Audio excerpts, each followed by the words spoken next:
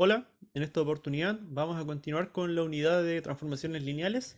En particular, ahora vamos a hablar del concepto de núcleo y el concepto de imagen.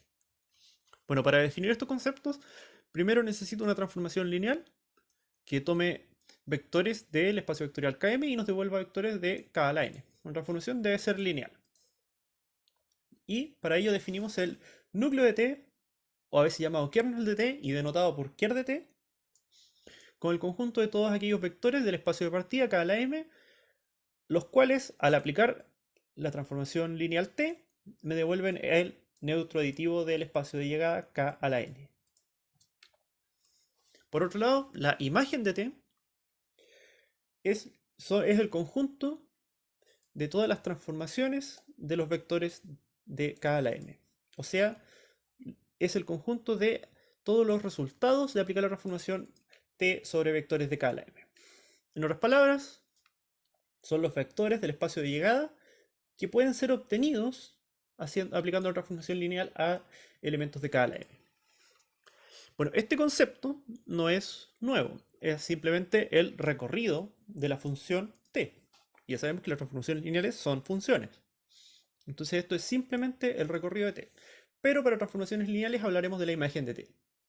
Por otro lado, el kernel de t es fácil darnos cuenta de que en realidad es simplemente las raíces de la función t.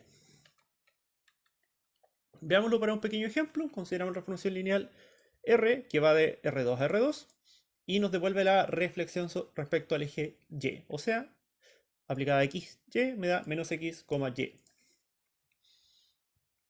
El núcleo de R van a ser los vectores de R2, el espacio de partida, los cuales, si le aplico la transformación, me dan el neutro, o sea, el 0, 0. ¿Qué pasa al aplicar la transformación? Me da el menos X, Y, y eso es igual a 0, 0. O sea, el primer término tiene que ser 0 y el segundo también tiene que ser 0. Y si ambos son ceros, entonces el conjunto solo tiene un elemento que es el 0, 0. Y este resulta que es el espacio vectorial generado por el conjunto vacío. Por otro lado, la imagen de R va a ser lo que ocurre al aplicar la transformación R sobre todos los vectores de R2. Es decir, van a ser los que tienen la forma menos X, Y, con X y Y pertenecen a R2. Bueno, pero esto es fácil darnos cuenta que como X es un real cualquiera, Y es un real cualquiera, esto es el espacio generado por el menos 1,0, que es donde está el X, y el 0,1, que es donde está el Y. Pero estos son claramente LI, así que como tengo dos vectores de R2 que son LI, esto es R2. Bueno, veamos otro ejemplo. Este es aún más sencillo. Esto es una función lineal. Ahora que va de R2 y nos devuelve un solo real, que si toma un vector X y Y, nos devuelve solo la primera componente. ¿Cómo sería el núcleo de T? Bueno, van a ser los vectores de R2, a los cuales aplicarles T me devuelven el 0, que es el neutro aditivo de R. Pero aplicar T simplemente nos queda la primera componente igual a 0. O sea, son los 0, y. Y eso es lo mismo que el espacio generado por el 0,1. La imagen, por otro lado, va a ser los resultados de aplicar la transformación lineal, que va a ser simplemente los X para los cuales X, Y están en R2. Aquí nos damos cuenta que el Y está sobrando porque no aparece en la definición del conjunto. Por lo tanto, esto es simplemente las combinaciones lineales del 1, que es el espacio generado por el vector 1, que es R. No es coincidencia que para ambos ejemplos los conjuntos que aparecen son en realidad subespacios vectoriales. Porque en realidad el núcleo de una transformación lineal es siempre un subespacio vectorial y lo mismo con la imagen.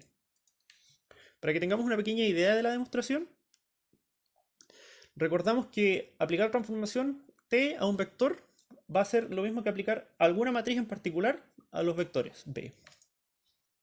Entonces el núcleo, en vez de T de B, podemos decir que es A por B para esa matriz. Pero esto de acá es un sistema lineal homogéneo. O sea, el núcleo de T son soluciones de sistemas lineales homogéneos y eso ya sabemos que son subespacios vectoriales.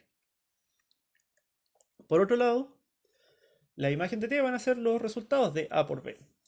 Entonces, si quiero verificar que se cumplan las definiciones de subespacio, bueno, tengo que verificar que está el 0, pero eso es sencillo porque A por 0 me da 0. O sea, 0 el neutro aditivo de un espacio y después el del otro. Pero si quiero sumar 2, en realidad puedo considerar A por B1 más A por B2. Y esos son los elementos de la imagen. Y ahí puedo agrupar usando la distributividad del producto matriz-vector.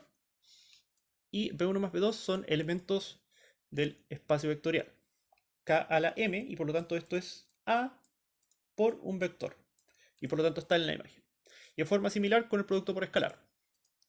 Bueno, estas demostraciones en realidad son más bien ideas de demostraciones porque no están completas.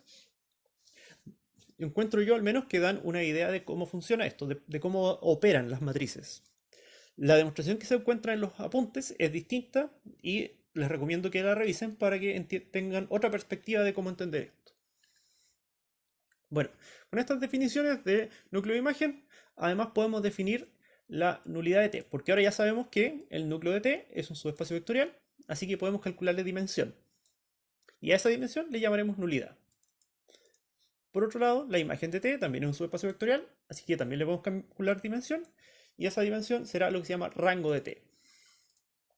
Ahora alguien podría decir, mala idea llamar rango a una transformación lineal, porque ya sabemos que las transformaciones lineales están asociadas a matrices, pero las matrices también tienen rango.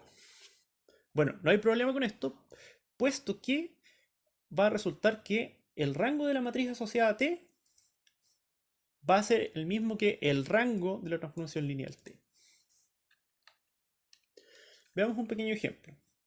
Consideramos una transformación lineal Q que está definida por producto matriz-vector y ya tenemos la matriz.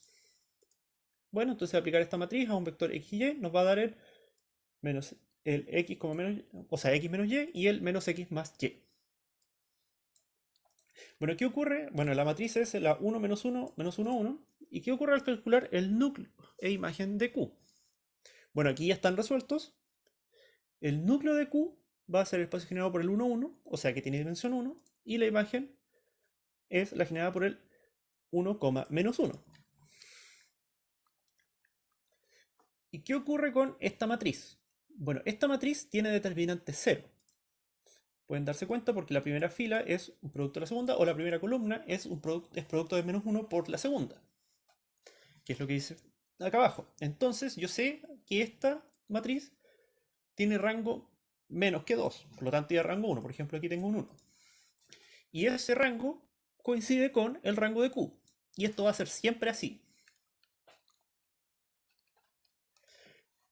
De esto desprendemos una pequeña propiedad que nos dice que si tenemos una transformación lineal, como antes, y ahora tenemos una base del espacio de partida, del Km, entonces la imagen de T es generada por el conjunto de aplicar de las imágenes de los vectores B1 hasta Bm que conforman la base. Importante mencionarlo, este conjunto de aquí no necesariamente es una base. ¿Por qué? Porque no estoy asegurando en ningún momento que estos sean linealmente independientes. También por eso es que yo no puedo asegurar que la imagen de T tenga dimensión m, porque no sé si son Li, pese a que aquí hay m elementos. Para que tengamos una pequeña idea de la demostración, que también se encuentra en los apuntes, aplicar la transformación T a un vector. Bueno, estos vectores se van a poder escribir como combinación lineal de los BI. Aquí dice alfa 1, pero debería ser alfa i. Entonces puedo escribirlo como una combinación lineal. Pero una de las propiedades es que, gracias a que la T es lineal, podemos sacar la combinación lineal afuera. De nuevo, aquí debería ser alfa i. Entonces nos queda una combinación lineal de la transformación de los elementos de la base. Entonces por eso es que los elementos de la imagen se van a poder escribir como combinaciones lineales de las transformaciones de los BI. De nuevo, la demostración completa en los apuntes y la pueden revisar para entender los detalles al respecto. Y ahora vamos a ver algunas definiciones que ya conocemos de antes, de IMO sobre todo, principalmente.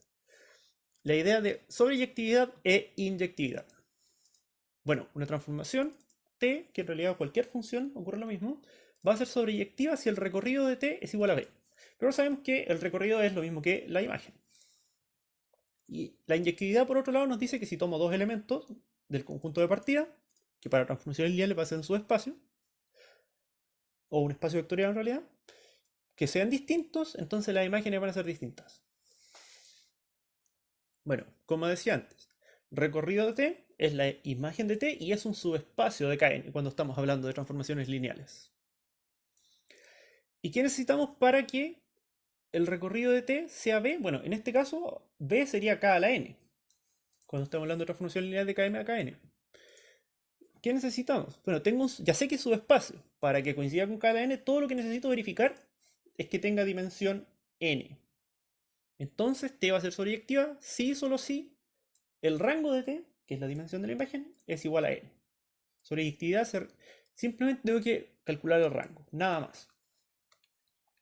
Por otro lado, para la inyectividad es un poco más complejo, pero el resultado es mejor.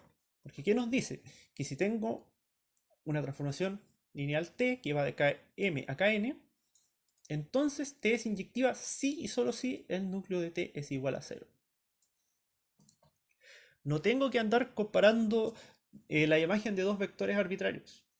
Simplemente calculo la nulidad de t, que ya sabemos que es solución de un sistema de una matriz por vector igual a 0. Y con eso ya sé que es inyectiva. Bueno, para que tengan una idea de la demostración, de nuevo, esta no es la demostración completa, solo para tener una pequeña idea. Bueno, ¿qué pasa cuando t de b1 es igual a t de b2? Bueno, esto teníamos que t de b1 menos t de b2 es el nulo. Pero como son lineales, puedo hacer esto como t de b1 menos b2.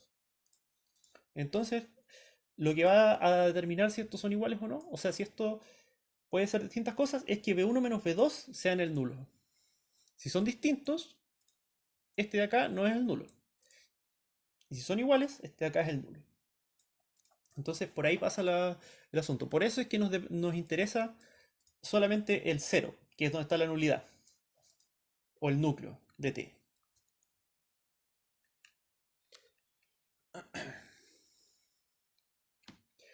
Bueno, y aquí una pequeña observación. Recordamos que la nulidad de t es la dimensión del núcleo, o sea, la dimensión del espacio, tal es que t de b sean el origen. Y si tiene dimensión 0, quiere decir que hay un solo elemento que es el origen de k a la m. Ya, y de ahí aparece el siguiente teorema, ya teniendo la idea de núcleo de imagen, que es el teorema de núcleo de imagen, que nos dice que si tenemos una transformación lineal t que va de km a kn, entonces el núcleo de t, o sea, la dimensión del núcleo, esta es la nulidad, perdón, más el rango de t, o sea, la dimensión de la imagen de t, siempre es igual a la dimensión del espacio de partida km. O sea, siempre es igual a m. Entonces, si yo quisiera calcular la dimensión del núcleo de t, puede ser más sencillo calcular el rango de t. Y el núcleo va a ser m menos el rango. Y lo mismo si es que quisiera calcular el rango, y veo que la nulidad es más fácil de calcular. Este es un teorema muy potente, muy importante de aprender. Bueno, y para la demostración, simplemente van a tener que ver los apuntes porque está una demostración muy larga y no quiero explicar en este formato porque se va a perder todos los detalles. Pero la demostración es bastante interesante, así que les pido encarecidamente que la estudien con atención. Muchas gracias.